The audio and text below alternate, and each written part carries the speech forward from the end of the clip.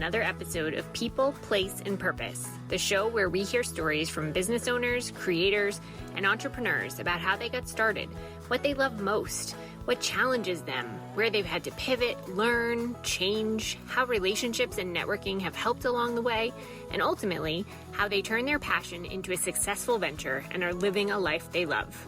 I'm your host, Kate Lusko. I love to travel, eat delicious food, and meet and get to know cool people, and I'm so glad you're here today. Let's jump in. Alison Murphy and Alyssa McClary are a married couple living in Concord, New Hampshire. Alyssa is a former nurse. Alison is a lifelong entrepreneur. Now they own a plant and gift store, Penumbra, in New Hampshire's capital city. They started their business in March 2020, just as the pandemic took hold. So as you can imagine, even though their business is new, their journey has been full of twists and turns already, but alongside a great partnership and lots of good humor. With that, let's get to today's episode. So good morning, Alyssa and Alison. Thank you so much for joining me today. Good morning. Good Thanks morning. for having us. It's lovely to see you both. So I'm very excited about today. I've sort of known you, Alison, in multiple capacities over the years, and I happen to be a plant lover. We'll get a little bit more into your story, but so I'm just very excited to hear more about you, but would love to start with you both sharing where you grew up, where you're from originally, what sort of your path looked like when you were younger. I'm always curious if people knew exactly what they wanted to do when they were kids. So just a little bit of background to start. So my name's Alyssa. I am actually from Concord. I grew up here. We moved here when I was like 5, and all I really remember is Concord. I had no idea what I wanted to do with myself as a kid. My parents both, or I feel like the world kept going, don't you want to do what your dad does? Don't you want to do what your mom does? My dad's a pastor, my mom's a nurse. And I said, no, both their jobs are terrible. But when I was in college, I went to the local community college. I tried a class in literally every possible profession. And I ended up really liking science. And so my mom said, you should think about being a nurse. So I did go into nursing, and I was a nurse for, well, still am technically. It's been 16 years now, I think. Wow. And at the beginning of the pandemic, Alison had already planned to open Penumbra with a business partner who ended up needing to back out at the last minute because of family health issues. And I said, hey, we just got I work in PACU, so the ORs had all gotten shut down. And I said, hey, I got a lot of free time right now. You want some help? And now I am there every day. Like, just kind of like rolled right into this plant shop life.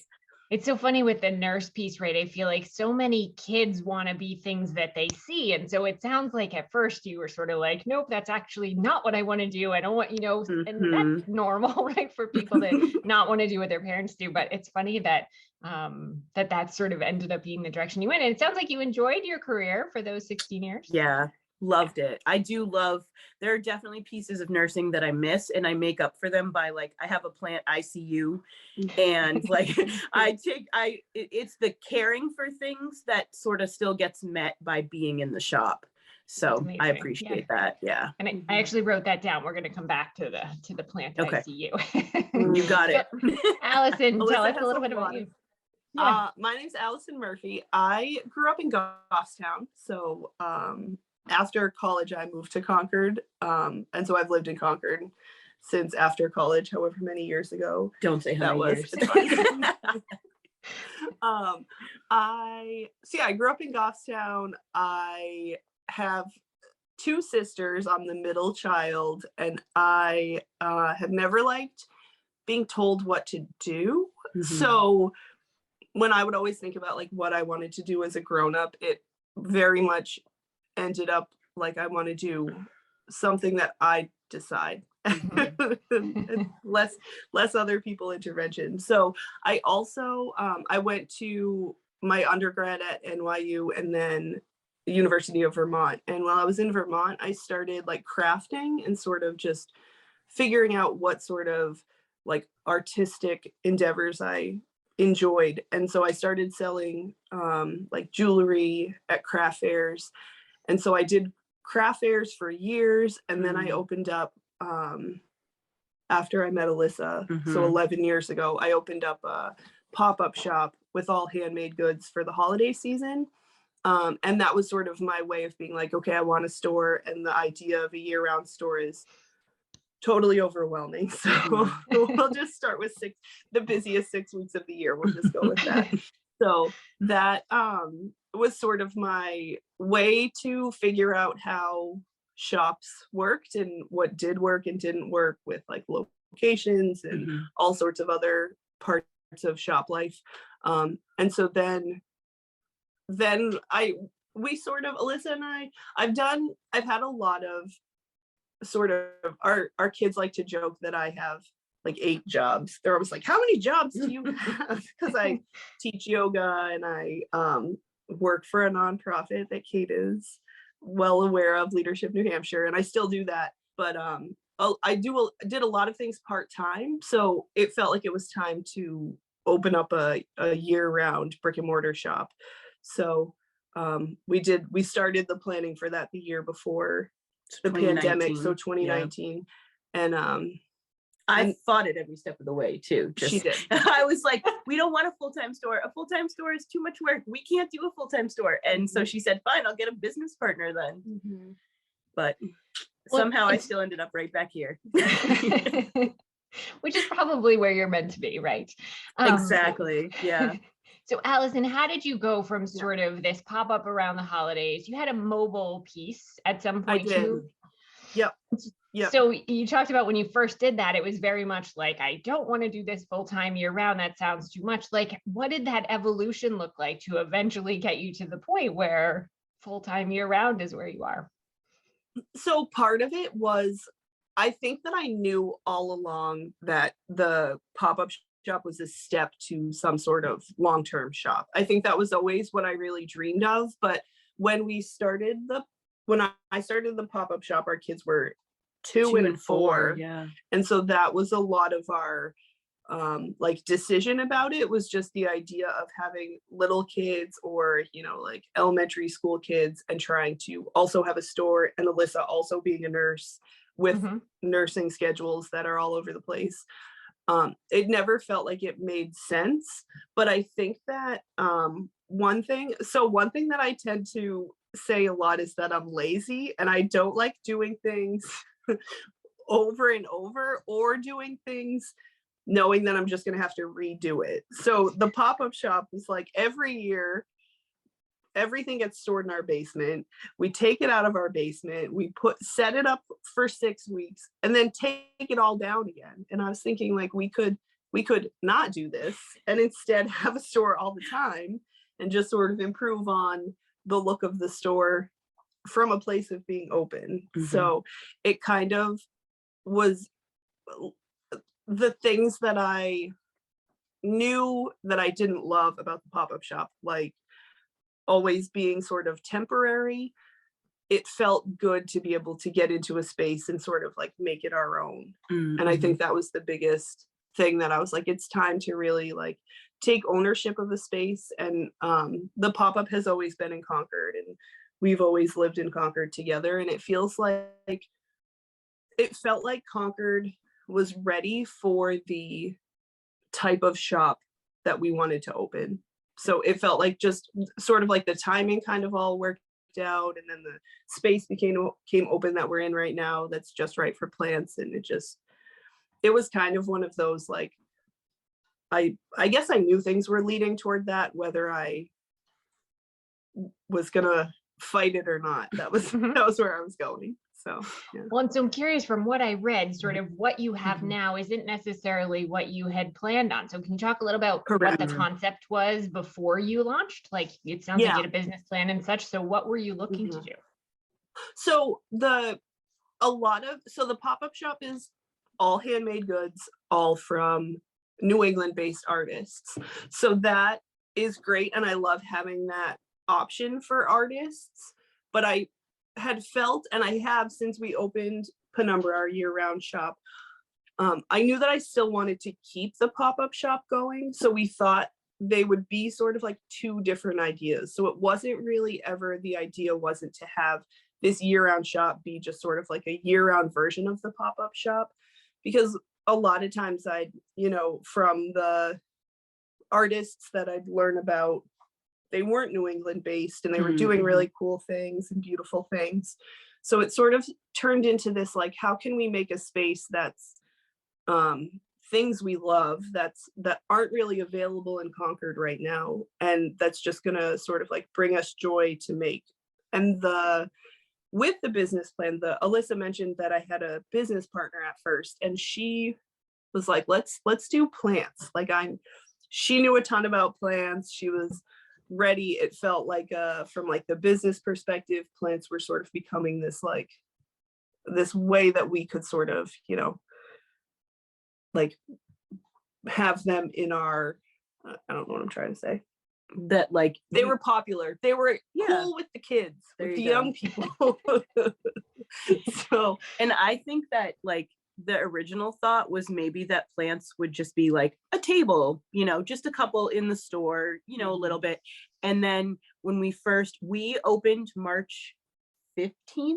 Yeah. And the shutdown of 2020 and the shutdown order came like 4 days later. So we were only in our space for like a week, and then we were kind of like, guess we're closing. And plants are what just exploded. We ended up doing delivery all over the state. Allison, I would text people and be like, my delivery driver is on the way, and she'd be like, you're talking about me. And I was like, but no one knows. It makes us sound professional. Yeah. So we were delivering almost every day, you know, 5 or 10 plants everywhere around, and that helped build up our like name. And then every time we went to the greenhouse, Allison just bought a little more and a little more and a little more, and now I'd say our store is like probably 80% plants. Yeah. And we knew absolutely nothing about plants when we started. Yeah. That was interesting too, because we have had so many people be the absolute greatest, like customer wise. They will come in and like, people have certain plants that they're really into, and we'll say, please like share your knowledge with us, like tell us what you know, how to keep these things alive, because part of the reason we have an ICU is because I killed so many things in the beginning. so one thing I think too, part of our wanting to have a year-round store, and part of like what Alyssa's saying about not knowing anything about plants, is the idea of the community building that we wanted to create in Concord. When we set up the space is big, and so it's sort of broken into some rooms.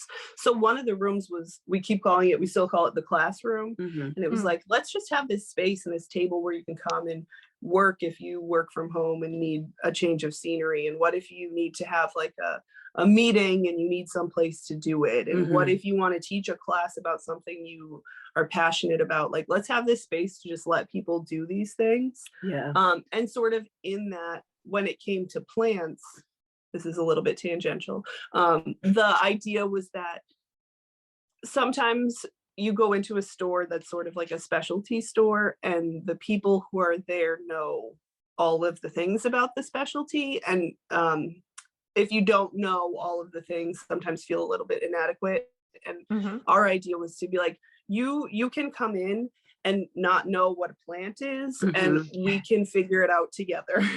So we come from the perspective of, we're learning, and no one is going to know everything about plants. So let's learn together, and let's figure stuff out, and let's learn from each other, instead of it sort of being this hierarchical, oh, come in and we'll tell you everything you need to know, and then you'll go home and raise your plant. Like, it's kind of just what do you know? What do we know? How can we figure it out together? And so I think that's been really important and helpful for us, which was kind of an unintended consequence of us opening a plant store without any knowledge of plants. So I think it's the whole, we knew what opening a store was going to entail, and we knew the sort of like business side of things, but the plant side of things was where we're kind of learning as we go. For sure. Absolutely. So are you totally addicted to plants by now?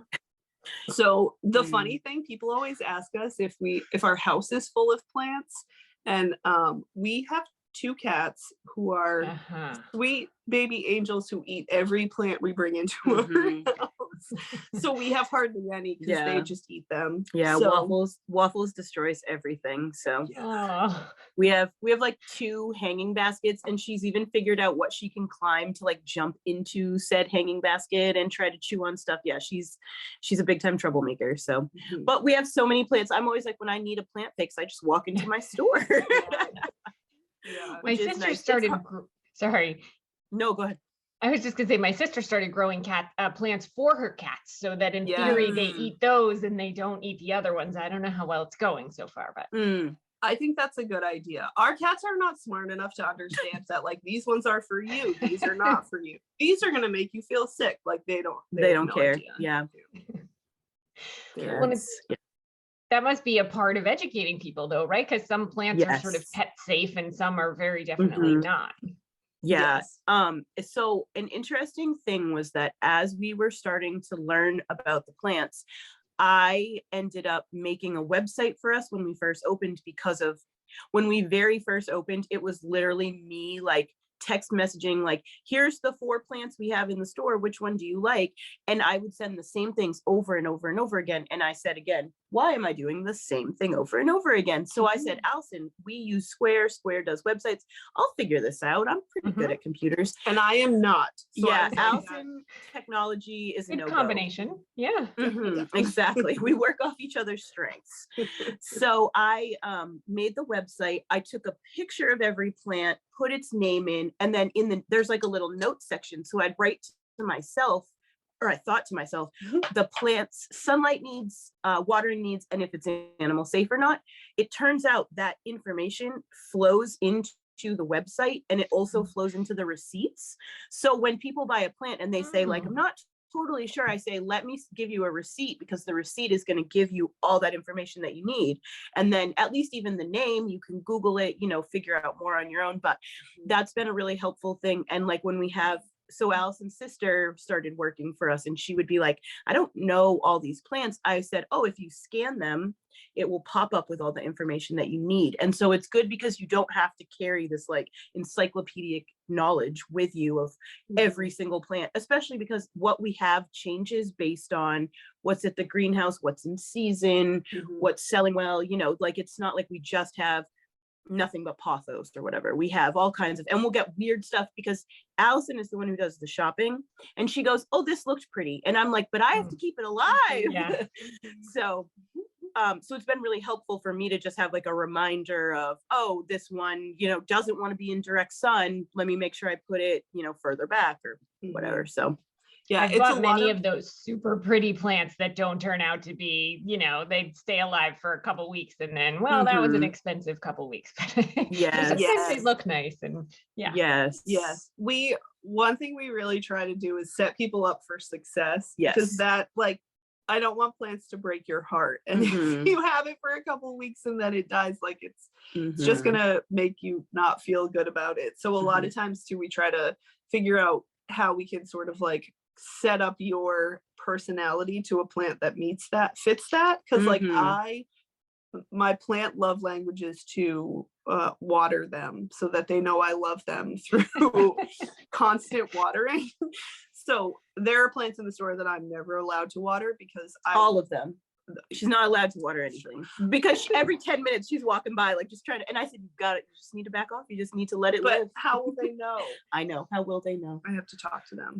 Exactly. That's what we tell when kids buy plants and want to water them all the time. We're like, well, you name your plant, then you have a chat with it every day, see how it's doing, how it's growing, tell it what a good job it's doing, some positive affirmations, and then water it much more infrequently if you talk to it. So a lot of what we say when people come in to buy a plant is like, we try to get a sense of like, do you want something you're going to have to water every day, or do you want something that you can ignore for 6 weeks and then be like, oh yeah, I forgot about you, and then water it. So that's sort of our like hopes for people, is that it's the whole idea of, because people will come in and say, oh, I kill everything, and it's like, well, you just haven't found the right fit for you. So it's just sometimes that takes some time, and that's okay. Exactly. So. If you tell me you love watering your plants, I'm not going to let you buy a succulent or a cactus because it is going to die. Like it's just a matter of fitting, or like someone who goes, oh, I have one window and it's west facing, and I put like, I don't know, a fern in it. I'm like, oh, that's what your fern wants to be, think about where they grow and like just mimic it in your house. So Yeah. that's been a lot of learning for us, and then a lot of hopefully being able to bring that learning to people when they come in. So and then learning from them just exactly. Yeah. You would appreciate, I was listening to a podcast last week. Glennon Doyle was telling this story Yes, about I how, love Glennon Doyle. yeah, it was this great, she has a way of telling stories too, but someone gave her a plant, and she was so honored that this person gave her this beautiful plant, and she was watering it every day and talking to it and was so impressed with herself with how good it was looking. And then this friend came over again a few weeks later, and lo and behold, the plant was not real. But the funniest part was like later that day, her family came into the kitchen or wherever it was. I'm sort of telling, making up little pieces, but she was blow drying the plant. And they were like, what are you doing? Why? Well, but she felt bad that she had been watering this big plant and she was trying to take care of it. And it was just this adorable story of like, I love that. drying out the fake plant because she gave it too much water. And anyway, so yes, That's I amazing. Yeah. I love that. But like it gets back to our like what brings you joy with plants, like watering it every day even if it doesn't need it, like that's probably the best plant to water every day. Exactly. Right. I wondered where all that water went, but nonetheless. So how did you figure out like where you go to buy plants and how many you're going to buy? And like, how do you, I know you had some sort of retail experience, but it always makes me think when people have products that are live or perishable, right? So maybe you're making cookies or maybe you're selling plants. Like, how do you manage inventory and such? So anyway, that's a bunch of questions in there, but sort of how did you figure out how to start with inventory? And then how do you manage that some of them do die? That was a lot for us because especially at the beginning. So we sourced a lot of greenhouses. Like we looked around sort of like New England for where there were wholesale greenhouses. I did a lot of like Google searching to find it. And there are quite a few in New England that you can like purchase wholesale through.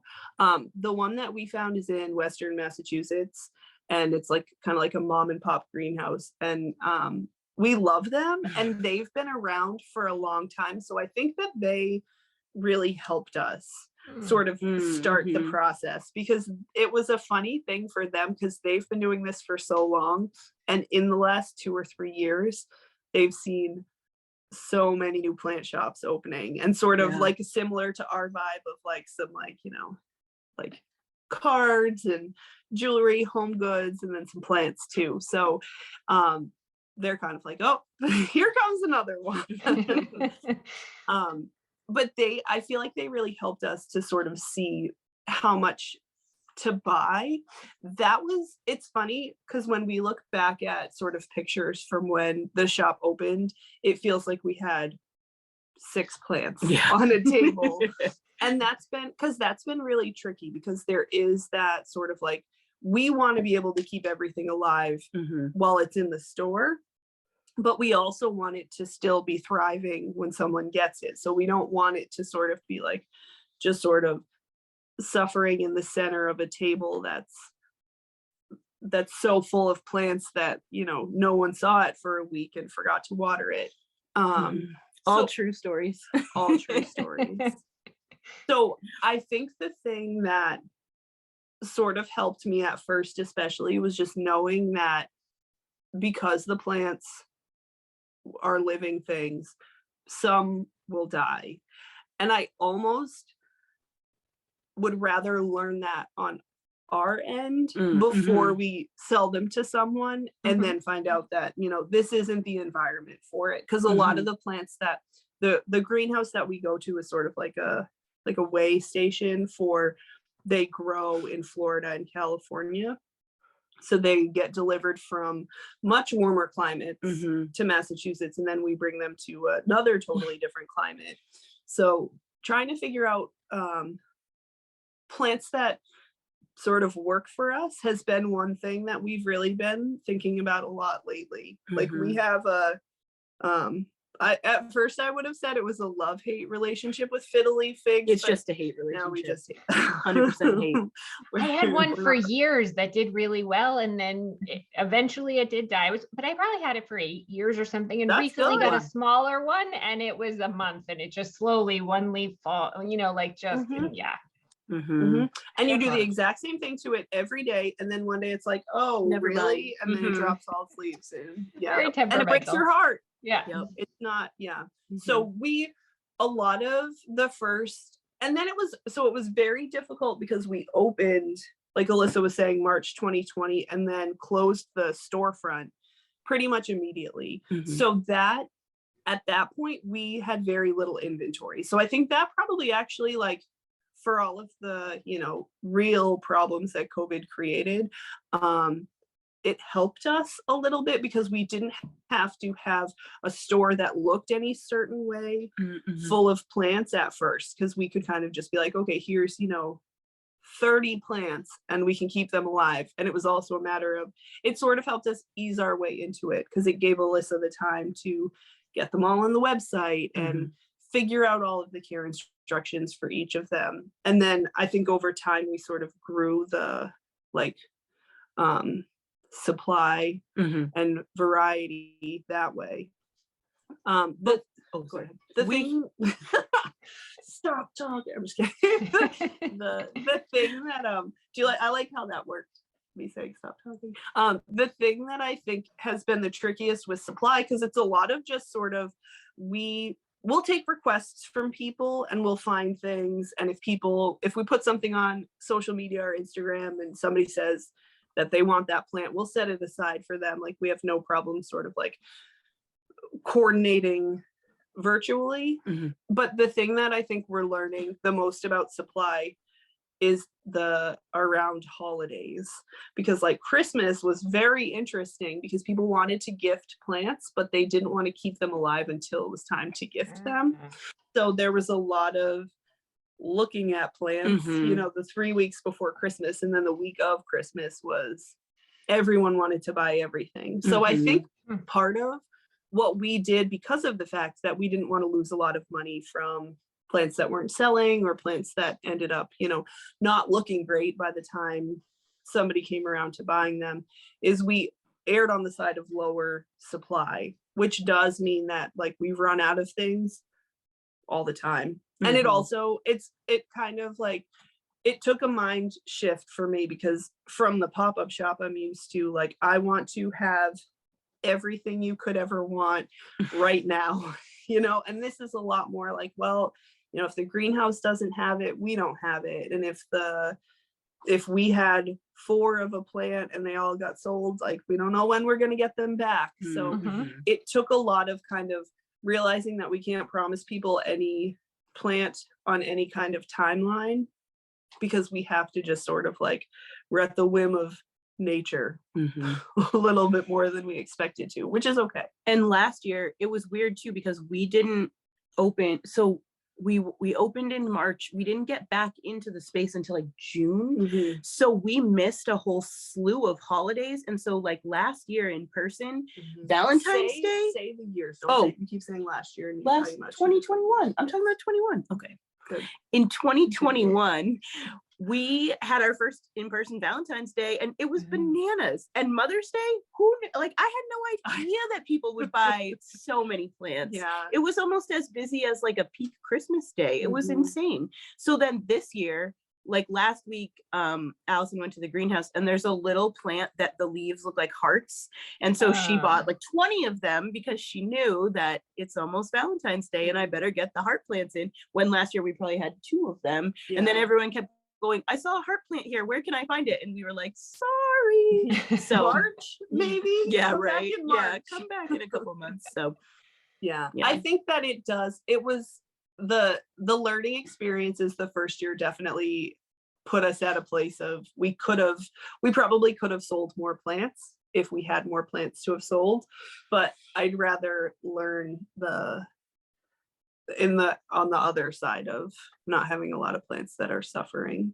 Because we also, since I, like Alyssa said, I do the plant purchasing, and then Alyssa does the keeping them okay in the store. So she's sort of figured out, I think the threshold is more what she feels comfortable being able to care for over the course of a day in the store. Because we try to not be there too much longer than when the store's open. So it's not like she's going to get there 2 hours early to water everything. So if it's not doable to get everything taken care of over the course of a open hours day, then that's too many plants for us. Yeah. So I think we think about it a lot in terms of like, not so much in terms of like, how can we sell as many plants as possible, but like, how can we maintain our sanity while having a store that sells plants? Because we did hit a point at the summer where Allison had bought so many plants that the tables were completely jammed full and stuff was getting missed all the time. And then someone comes up to the counter like, I think this one's not doing so great. And you're like, so where'd you find that? I was like, I need to slow down a little bit. Or like a specific kind of plant would give us, like we had ferns and I just could not keep them happy. And so I said, stop buying ferns. I don't want them like rotting on the back table until we got into a place where then I was like, okay, now I'm ready. So I have a do not buy list. Yeah. And it had peace lilies and ferns. And then slowly I have allowed them to come back because once I got a handle on everything, I felt okay to then take a little bit more of a challenge. I'm allowed to buy 2 at a time. Yeah, that's it. That's it. But we also, one of our like taglines is that we have plants we can't kill. And so I wanted to really be true to that and make sure it was a plant I couldn't kill before I told someone like, yes, this is an easy plant. People love to say like, what's an easy plant? And I'm like, none of them, but it depends what is easy to you. Yeah. So it's a lot of helping people find the right fit for their lives, their homes, their everything. That's a lot of what we've been talking about lately is there's a lot of rare plants out there. There's a lot of very sophisticated plant people who will buy cuttings of plants for a lot of money to get those rare plants. So we've thought a lot about like, do we want to be that place where you can get the rare plant that maybe is a little bit more temperamental or a little bit more like expensive? And we're still in process about this discussion. I say no, but Alyssa says no. So that's probably it's too much stress. I don't want that much stress in my life. Yeah, like a plant is supposed to make me happy, not stress me out that I'm going to kill it because it costs $500 or whatever. So, and I think like we were saying before about there's a lot of plant stores right now, so we don't have to be everything that a plant store could possibly be. So we don't have to have the rare plants because we can tell people where to go to find them. That's not us.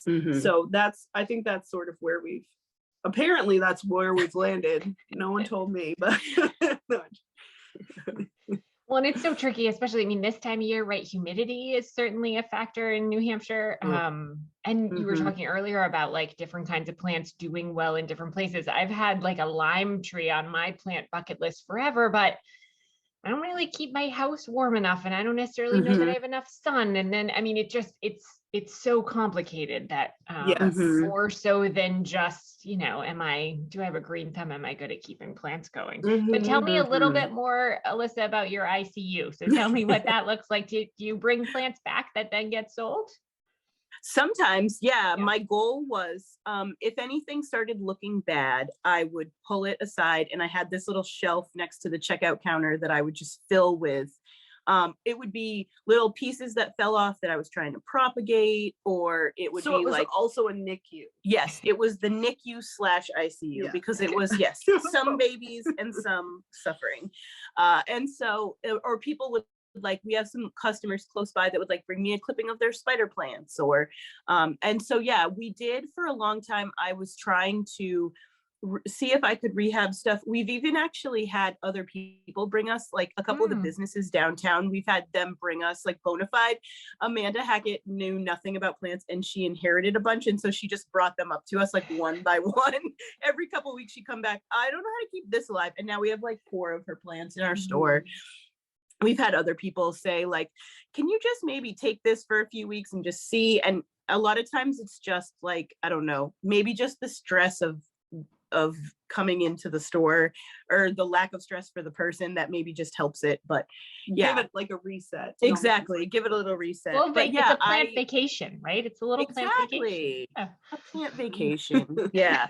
So we but yeah, I for a long time was trying to rehab them all the way back to like full health. And part of the thing about plants is just that everything takes so long. It's not like you can just turn it around in a couple of days. It's like months. I had, the absolute epitome of this is we had bought some coffee plants, and we bought like 6 of them maybe, and we sold 5 of them immediately, and then there was one that was left with us, and it was with us for weeks and weeks and weeks, and it started to get crispy, and it like just was getting really upset, and I was like, all right, I'm going to make it my mission to rehab this coffee plant. And I had it right next to me, and I had a little water dish for it, and I sprayed it all the time, and this thing was my baby. And I came in one day, and Alison had sold it. And I was like, I nursed that thing back to life. So in one hand, I was very excited that she had sold it, because now I didn't have to worry about it every day. But I also was like, I put so much time and love into that plant.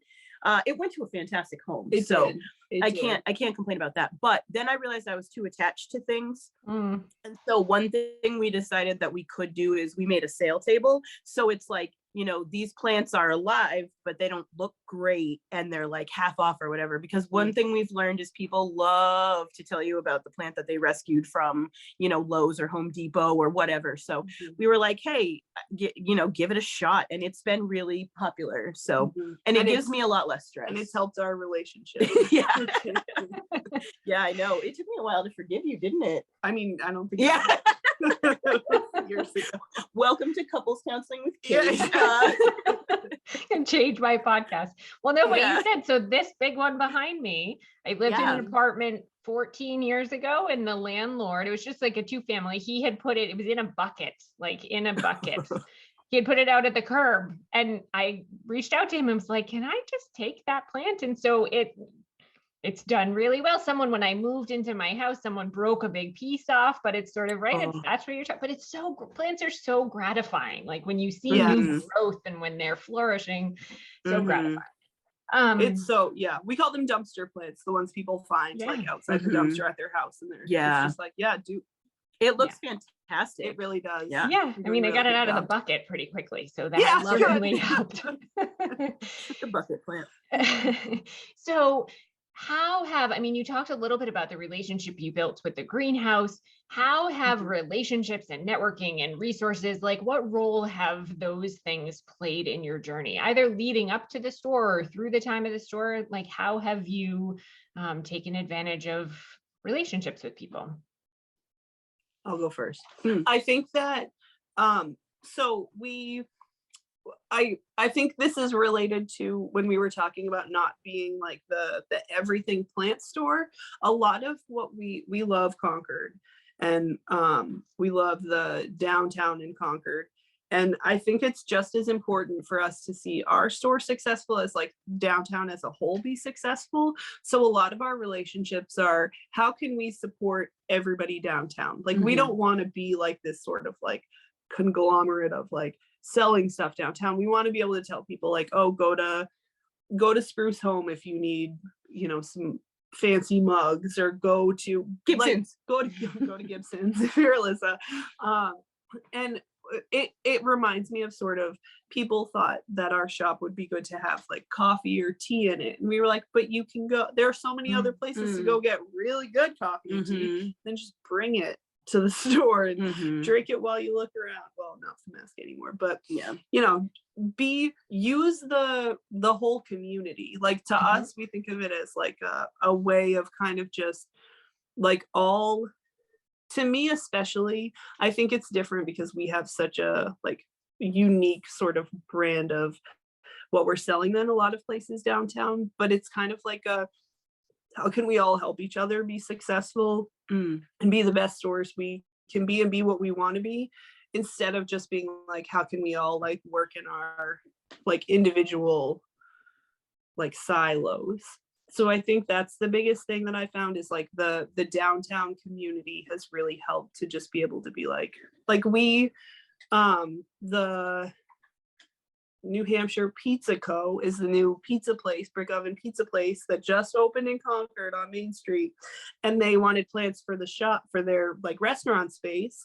So we're like, oh yeah, we have plants for you. Mhm. So we will like, you know, set you up with some plants. And when people come into our store and they're looking for cut flowers, which we don't do and haven't done and have no intention to, we're like, oh, well, cobblestone's right there and they're beautiful. So go down there. So I think that's to me, relationships is a lot of like, how can we all help each other instead of feeling sort of this like competitiveness, like against each other. Like we all have similar interests in making Concord a great, vibrant downtown. So let's keep working together for it, is how I feel about it.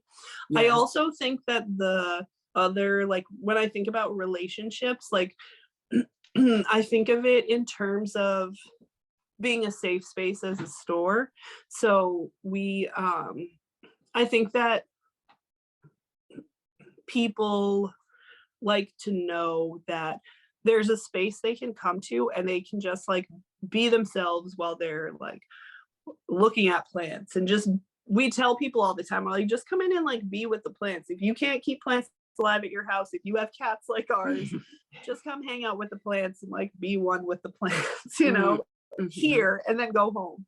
So, and I think it's a lot of like, we, you know, once people figured out that we were queer, they were like, oh, we can go hang out there and be queer together. So that was like a nice sort of like way that I think we've like started to really like build community and just like meet people through the store who are like, who just want a place that they can like hold hands and not feel like they're gonna like get weird looks at the, you know, by the people working there. So I think that's like been a really important thing for me. It was, can I talk about the past?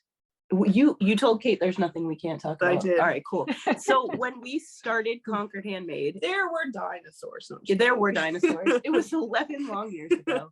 And one of the things though was that Alison would just say, like, Alison was the face of everything Concord Handmade, and I was just like behind the scenes, like doing paperwork and whatever, lifting heavy things. I always joke that I'm Alison's pack mule. Like she comes up with all the ideas and then I just move all the boxes for her, which I'm happy moving boxes and she's happy doing ideas. So, and telling her what to do. She loves to tell me what to do. Yes. So, but she would just kind of be like, oh, I'm Alison and I'm Concord Handmade. And I was just a person standing in the background. And she would not say like, this is my partner. This is my, like, nothing, like, and not like hiding me, but it just wasn't like out there. And so one of the things we were newly queer. So I think that was definitely part of it too. And, when we opened Penumbra, one of our things was like, we want to make sure that it is clear that we are married, that we are queer, that this is like a safe space.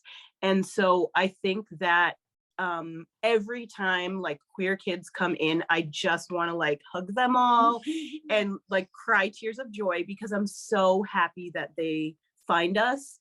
And even though we don't like, I don't know, we don't have like, I do want a rainbow flag outside. We don't have a rainbow flag yet. I really do want one. I know. I'm going to paint the whole store rainbow if I did that. Interesting. The paint color of the store is a big thing. Like people always ask about it. And I told her that it was wrong and everyone loves it. So it's like a constant, yes, I know.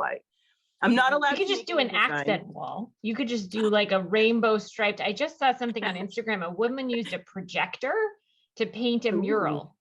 Which I thought was such a brilliant, it was beautiful. I can send that to you later. I saved it. It was beautiful in just a way. That's like so I'm not super artistic, but you could do that. You could make a rainbow wall. There you go. See, it's going to come one of these days. I'm going to talk her into it. But just the fact that people like keep finding us, and our goal really was to create a community space. And so COVID stinks for a lot of reasons. And that was the big one, is that it feels weird to say have a gathering or let's have a class, or because someday we want there to be like, we have a friend who's an author who said, can we do like a writing group? And I was like, yeah. And then people who are like, can I teach a plant class? Yeah. Can we have plant swaps? Yeah. Like anything. Our hope, you know, we put a couch in there, we put a big long table with a bunch of chairs. We've got chairs scattered throughout the store because we wanted you to be able to come in and hang out. And it sucks that right now it's just not the right time for it, but that doesn't mean it will never be the time. So that's one of our like big goals as we move into non-COVID times, is to be able to really turn ourselves into a community space. And so Allison, do you sell things? Do you make things that are sold in the store now? I know you talked about making jewelry and stuff years ago. Do you still make things? Not really. I had moved from jewelry into screen printing. And so I had been doing some like at-home screen printing with my sort of rudimentary setup. It no longer brought me joy because it was just like I expected a lot out of every screen print. And it was, you know, when you're screen printing a t-shirt and you make a mistake, like then what do you do with this t-shirt that's a mistake? So we all have no ICU. Exactly. There's no like t-shirt. You all have lots of t-shirts with mistakes. Yeah, we do. We all have misshapen New Hampshire t-shirts. I'm like, advertise my business by having all the mistake shirts. So we found a local guy who does like really high quality screen prints. And so we find like designs and get local artists to help us out with designs. And we screen print that way. That's sort of the biggest right now. I don't really make anything to sell, but I am trying to figure out ways to like do things for fun. This is a new idea for me, fun. So I take pottery classes and make pottery, and my idea is to never like make things for selling at the store and ever like, it's kind of just like I'm just gonna do stuff, and when I make a mistake and there's a hole in the bottom of the pot, then it becomes a planter, but it doesn't have to be a for sale planter. So I kind of like being able to just sort of like be on the other side of it and see what other people are doing that are really beautiful artistically, and kind of just taking advantage of them. And so what sorts of other things do you have for sale in the shop? We have screen printed. We have a lot of jewelry. We have, so one thing that is Alyssa's pride is the sticker selection. There are many stickers, and it's the only thing Alyssa's allowed to order because she's allowed to go a little wild with the aesthetic of the stickers. So she does whatever she wants with stickers. So there's always tons of stickers for, you know, water bottles, whatever you need a sticker for. We have a very big card selection. Like I really like the idea of having a card for any situation. So there's lots of stationery. And that was sort of our idea too, with that community space with a table, like, oh, you could buy a card, sit down, write out a card to someone, and then send it. So that was sort of the lots of cards. And then go ahead. Like plant accessories is sort of the other thing. Like, so we started with just plants and super basic pots, and now we have like cool little animal pots, and you know, all kind, like we have sort of high-end planters, basic terracotta, and then we started getting into like moss poles and those like moisture meters, and we have misters all over the store, and kind of trying to think about watering cans, like kind of trying to go in that direction of like, so you're not going to buy a plant every single week, but what might you need for your plant? We have soil, we have like plant food, so stuff like that too. Do you have the little plant googly eyes? Have you ever seen No. Those are really funny. I also have one Christmas years ago, 2 different people gave me the little gold plant hangers, like they're animals that hang on the, so I have, they only work on certain plants, but they're cute on some of them, little like, you know, sloths and different things, but the little googly eyes, there's some fun stuff out there. People put them on plants. And so I'm curious, especially, and certainly Allison, I want to hear your answer too, but Alyssa, especially for you having transitioned from kind of a traditional, probably relatively stable career, What about this is really hard? Like, what about being a business owner is really hard? Some days, all of it. It is really stressful, especially in the beginning, to like wonder if we were going to be able to pay ourselves or like be able to get groceries that week. Like, I had a ton of stress too about my plant knowledge because I just wanted to know everything immediately. I don't do well with the learning. I just want to be an expert immediately. And so I struggled a lot with the confidence to like explain things and not feel like I was looking dumb or saying the wrong thing. And honestly, I am very shy and I'm not good at interacting with humans. So doing the store, like the counter every day for the first year, I did like when Alison opened Concord Handmade for the 2020 season and 2021, I think.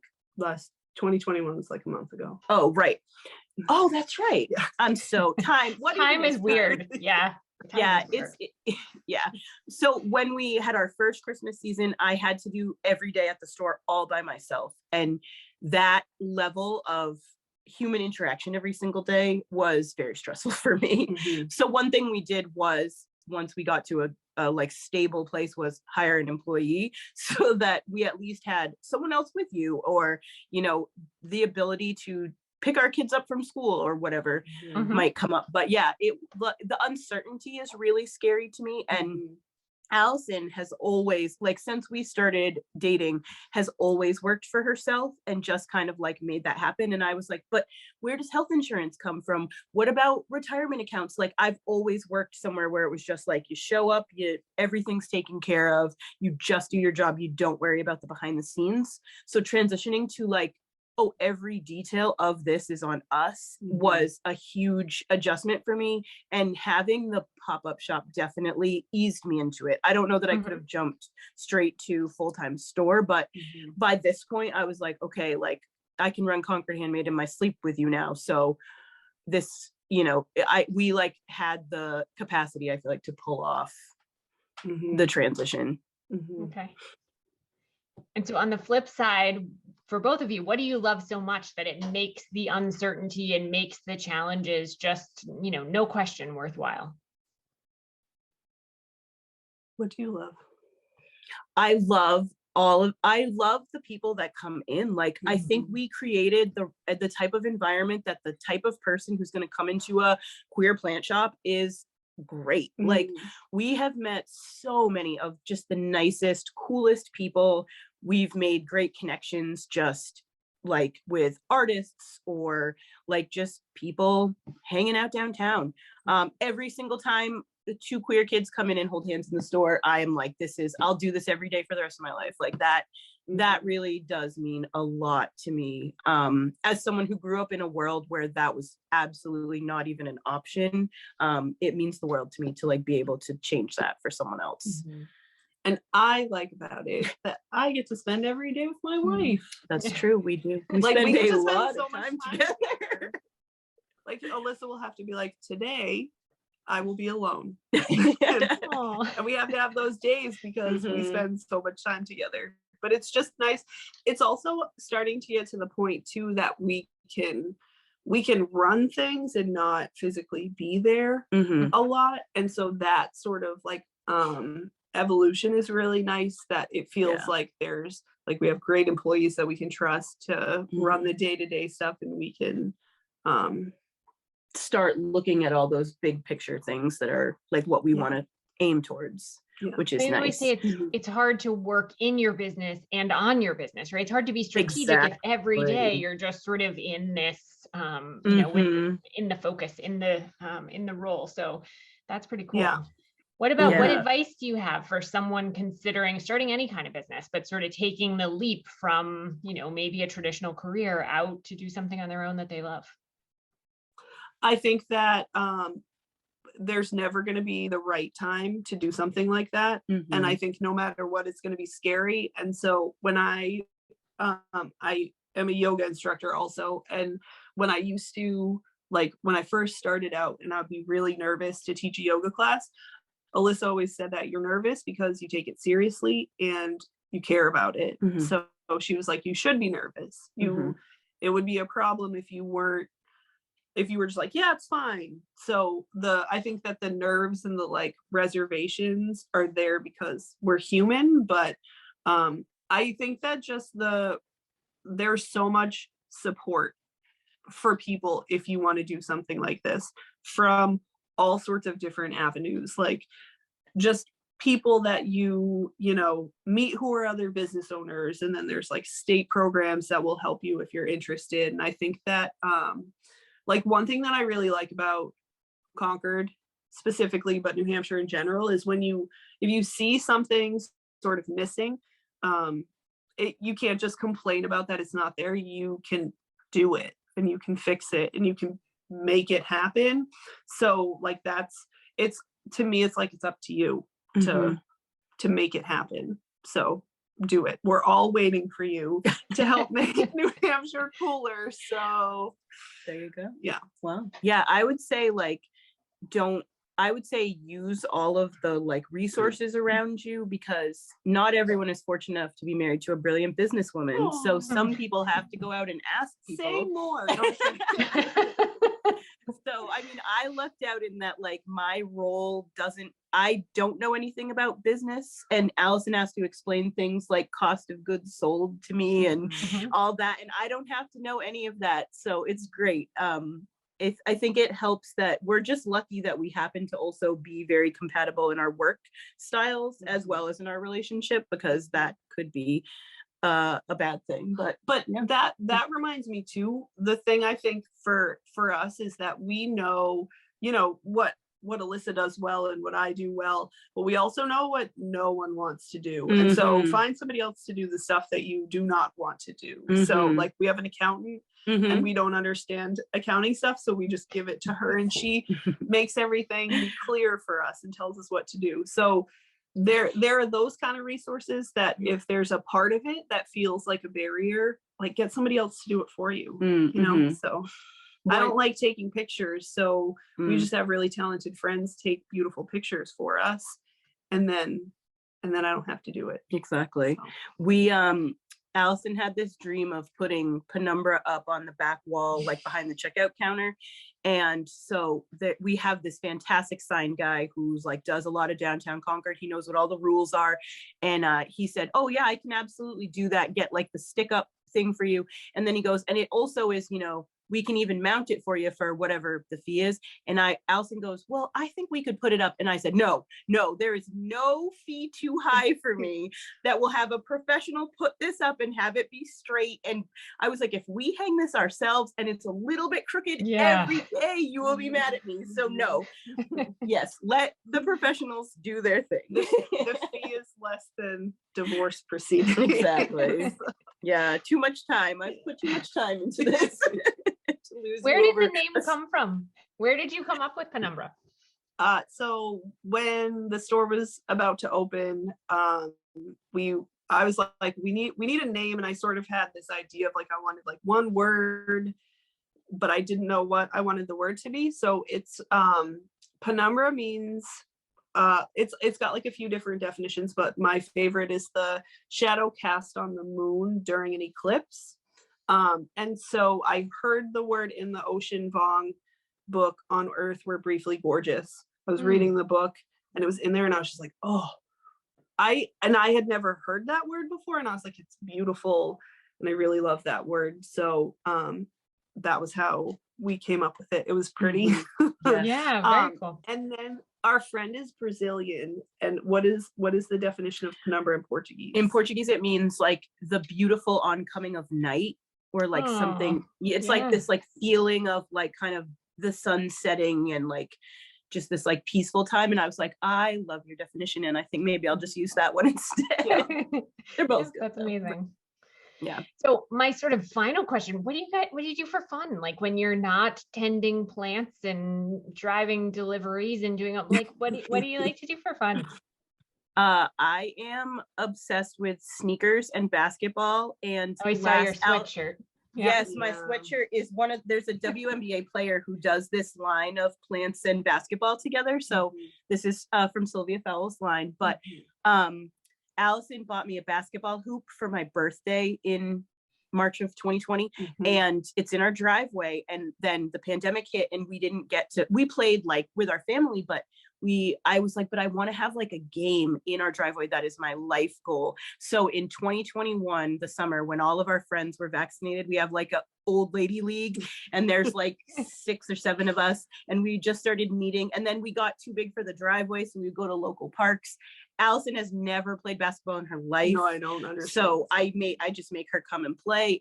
It's like my absolute favorite thing. Yeah. Yeah. And I do pottery. You do. Yeah. I do pottery. That's right. You're learning what fun means. Exactly. Yeah. Exactly.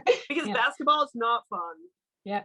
To me. It is so fun. I mean, we have this thing when we used to play roller derby together. We met through roller derby, and we used to have this thing about team no fun, and it was all of the refs and Allison, because Allison has never liked fun ever. So we're still teaching her about fun. We're working on her. Yeah. Yeah. Okay. Yeah. I'm a work in progress. You are a work in progress. So is there anything I didn't ask you about that you want to share? Where's the store, Alyssa? It's downtown Concord. Oh. We're 10 North State Street, across from the Y, if you're no Concord. And yes, we do know it used to be French's Toy Shop. We did shop in there as children. I It's did so too. funny. It was amazing. Yes. I Yes. love it. People always come in and tell me about it, and I'm like, oh yes, I sure do have great memories of French's. We actually, the room that is now the classroom, we used to refer to as the Playmobil room. And the French's heard that we did that, and they were just like, I can't believe you remember. It's the like that's what everybody knows it as. It's absolutely the Playmobil room. Yeah. And so where can we find you on social media, online? I know you have a website, right? We do have a website. Yeah. We do. Okay. Penumbra.shop is our website. Okay. And then our Instagram is penumbra.shop, and Facebook is facebook.com/penumbra.shop. Perfect. Even so, our website, because I don't understand technology, I thought I was being hip. It is literally just .shop. You know how instead of .com, it's .shop. I think that's fancy. But people don't. They're like, what, you mean it's penumbra.shop.com? And I'm like, no, just penumbra.shop. And it's very confusing to people. So we thought we were being fancy. We're too ahead of our time, apparently. Yeah. I think it's great. And people can Google it, right? I'm sure it'll come up. Absolutely. Also that.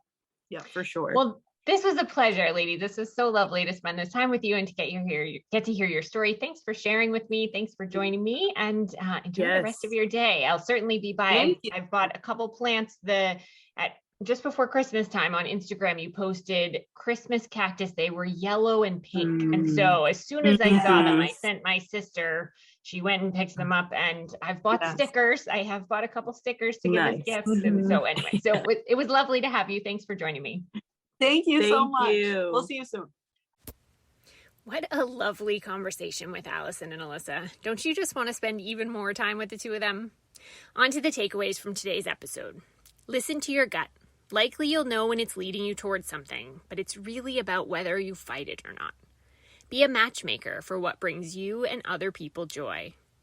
Play off each other's strengths. Find someone to do the other things that you don't want to do or aren't as good at, so they don't feel like barriers. Have a vested interest in the whole. Don't try to be everything to everyone. As they say, a rising tide lifts all boats. And just do it. We're all waiting for you.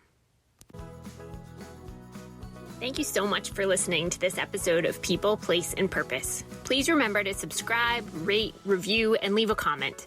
As a new podcast, your support really means a lot. And if you know someone who might be inspired by this story, please share it with them. I would also love to engage with you directly, so please find us on Instagram at People, Place, Purpose. I'm so excited for us to continue to learn and grow and discover new things together, and I look forward to seeing you next week. Until then, it's a beautiful day for an adventure. Get out there and explore.